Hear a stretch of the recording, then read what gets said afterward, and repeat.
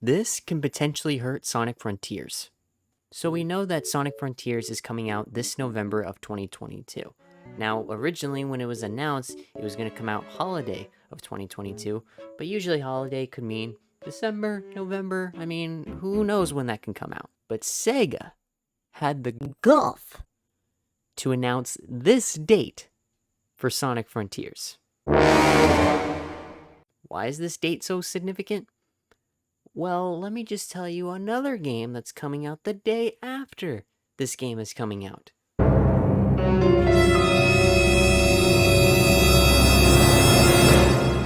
That's right, God of War Ragnarok. A PlayStation exclusive sequel that everybody has been dying to see since the successful God of War of 2018. Ever since that game was so praised back in the day, and it even won a Game Award back in the day, a lot of people are really hyped for this sequel to come to PlayStation and really come for the gamers themselves. So to say the fact, Sonic's gonna be having some major competition in this release window. It's not just a few days. It's literally 1 day. I mean, in my opinion, I don't know what Sega's thinking. I mean, they could be thinking different ways. Maybe they have very big trust in this game to be big, or maybe the fact that they just don't care and they're just thinking to themselves, Yeah, release this game. No one's gonna play it. like, it seriously just baffles me why these companies just decide that this release date for this particular game is gonna be the best date for the game. Even after that terrible gameplay that IGN already showed, just showing the rough footage of Sonic and the movement and just looking like, Is this Sonic 06? and I just hope that for some goddamn reason, this game doesn't turn into Sonic 06. Everybody remembers how Sonic 06 was when it came out. It was awful, it was broken, it was... What? Now, usually when the Sonic Frontiers trailer said holiday 2022, I mean, that could mean November, December, right? And it was kind of like that for Miles Morales when that game was announced. It said holiday 2020, and apparently that was November release date. I think the main purpose of this release was, or this release window, I should say, was to basically get ready for the holiday rush. I mean, a lot of companies are expecting a holiday rush this December and expecting kids to save up their Christmas money, save up all that stuff, and spend it on Sonic Frontiers. When in many cases, considering the fact that God of War raised its price by $70 if you have a PS5 console, most likely they're going to buy God of War Ragnarok if they have a PS5, of course. And it is listed as a AAA game considering Sonic Frontiers is being sold for a full price $60, even a deluxe edition that's $70. Now here's the thing I want to say, is that I want Sonic Frontiers to succeed. We definitely need a good Sonic game. It feels like we haven't really been getting good main Sonic games. I mean, the most recent one we've gotten, or the other ones we've gotten, have just been remakes of the old Sonic games on newer systems. And sure, those games were well received, but they're not the new Sonic 3D games we want. It's almost at this point that Sega's just basically just saying that we're just gonna release whatever game we want and release 10,000 Yakuza games before we actually get a good Sonic game. Like I said, this release window might just mean that Sega just doesn't really care and just wants to get this game out for a holiday season, or they really have big tennis balls to just say, we're We're gonna compete with God of War Ragnarok. We totally will not get screwed over by the consumer. But I can spit on and on pretty much about how this will just hurt Sonic Frontiers because it's trying to compete with another game. Now, don't get me wrong, competition in the gaming industry is good. That means gaming companies are going to step up, make better games.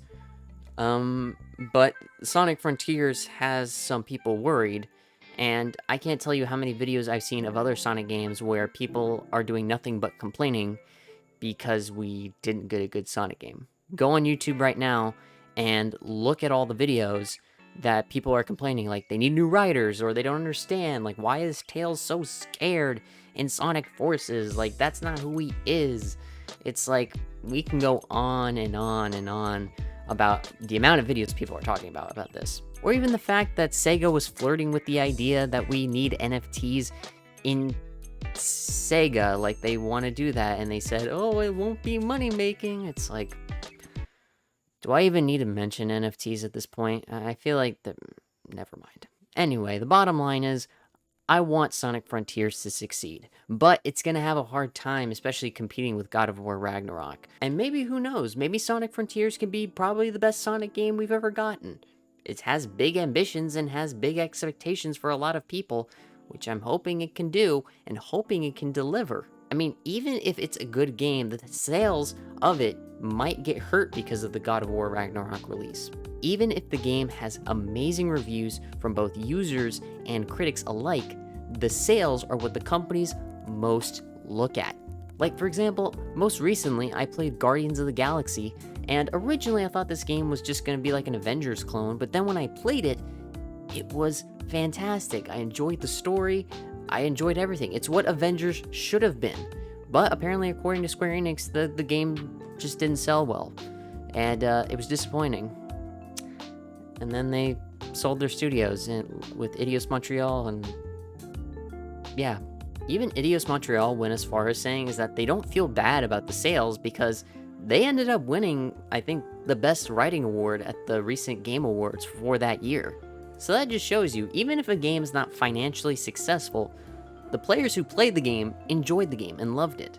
And that's what I'm kind of having this feeling with Sonic Frontiers, is that the game might be great, but the sales are gonna die down because of this release window. It's kind of one of the reasons why Modern Warfare 2 is releasing in October instead of the traditional November like it did for the last two Call of Duty games. The main reason it's releasing in October this year is because it just wants to be ahead of the competition, or actually before the competition. Releasing in October and you get weeks pretty much of free time while people are buying your game. And then you have the holiday season kicking in and more sales go up.